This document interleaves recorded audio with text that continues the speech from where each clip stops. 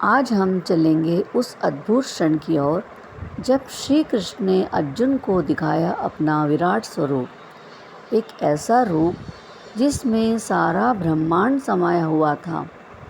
यह वही अध्याय है जिसने संसार को यह समझाया कि भगवान हर जगह, हर जीव, हर कण में विद्यमान है। तो आइए सुनते हैं श्रीमद् भगवद गीता का अध्याय 11, विश्व रूप दर्शन, योग का सार, सरल भाषा में। इस अध्याय में कुल 55 श्लोक हैं। इसमें भगवान श्री कृष्ण अर्जुन को अपना विराट रूप दिखाते हैं। वह रूप जिसमें अनंत चेहरे, अनगिनत आँखें, हजारों हाथ और असीम तेज समाया हुआ है। अर्जुन कहते हैं, हे कृष्ण, आपने मुझ पर बहुत कृपा की है। अब मैं वास्तव में देखना चाहता हूँ कि आपका वह विश्व रूप कैसा है जिसमें सारा जगत समाया हुआ है। अर्जुन को ज्ञान तो मिल चुका था, परंतु अब वह उस ज्ञान को दृश्य अनुभव के रूप में देखना चाहते थे। जैसे कोई व्यक्ति सूर्य के बारे में बहुत सुनता है, उसकी गर्मी, उसका प्रकाश, उसकी शक्ति, पर जब वह पहली बार सूर्योदय देखता है तब उसे वास्तव में समझ आता है कि यह है सूर्य। वैसे ही अर्जुन भी भगवान की शक्ति को अनुभव करना चाहते थे। भगवान का विराट रूप। श्री कृष्ण कहते हैं, देखो अर्जुन, यह मेरा विराट रूप है जिसमें अनेक देवता, अनेक लोक और सारा ब्रह्मांड एक साथ विद्यमान है। भगवान का यह रूप सीमित आँखों से नहीं देखा जा सकता, इसलिए श्री कृष्ण ने अर्जुन को दिव्य दृष्टि दी।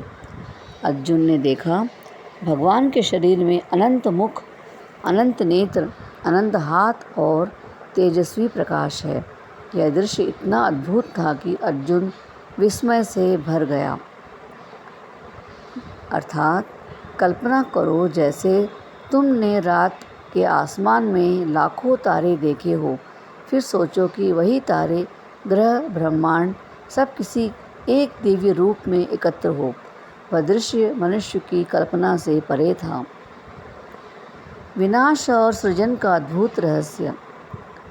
अर्जुन ने देखा कि भगवान के मुख में सभी योद्धा प्रवेश कर रहे हैं, जैसे पतंगे आग में समा जाते हैं। वह यह समझ गए कि सब कुछ उसी एक परम सत्ता से उत्पन्न होता है और उसी में लय हो जाता है। अर्थात यह संसार भगवान की लीला है।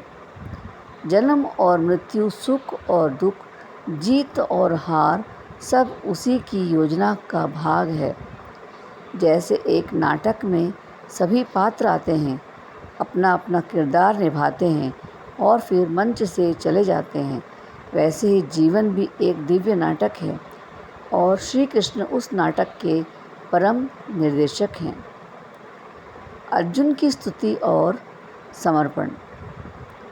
अर्जुन भय और श्रद्धा से भरकर भगवान से कहते हैं, हे प्रभु, मैं आपकी लीला देखकर अभिभूत हूँ।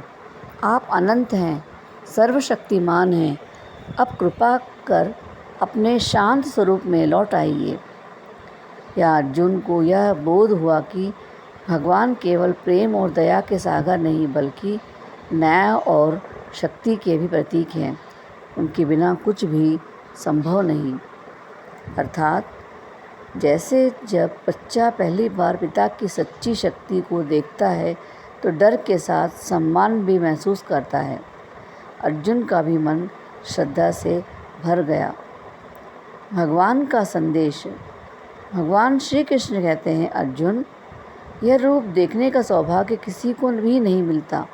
यह केवल भक्ति, श्रद्धा और प्रेम से ही प्राप्त होता है। जो मनुष्य मुझे समर्पण भाव से देखता है वही वास्तव में मुझे जान पाता है। भगवान कहते हैं, ज्ञान तप या यज्ञ से नहीं, बल्कि सच्चे प्रेम और भक्ति से ही उन्हें पाया जा सकता है। जैसे माता का प्यार बच्चे के किसी यज्ञ या धन से नहीं मिलता बल्कि निर्मल भाव से मिलता है। वैसे ही भगवान को पाने का मार्ग है सच्ची भक्ति। दोस्तों, यह था गीता का अध्याय 11, जहाँ भगवान श्री कृष्ण ने अर्जुन को दिखाया अपना विराट रूप। यह हमें सिखाता है कि भगवान केवल मंदिरों में नहीं बल्कि हर जीव, हर परिस्थिति और हर पल में है। अगर हम उन्हें प्रेम से देखें तो हर चीज़ में दिव्यता दिखाई देगी। आप भी अपने भीतर या विराट स्वरूप को महसूस करें, क्योंकि भगवान हमारे भीतर ही हैं। जय श्री कृष्ण, जय श्री कृष्ण, जय श्री कृष्ण। दोस्तों, धन्यवाद।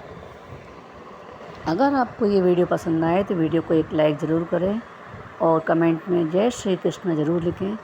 धन्यवाद दोस्तों। Thanks for watching.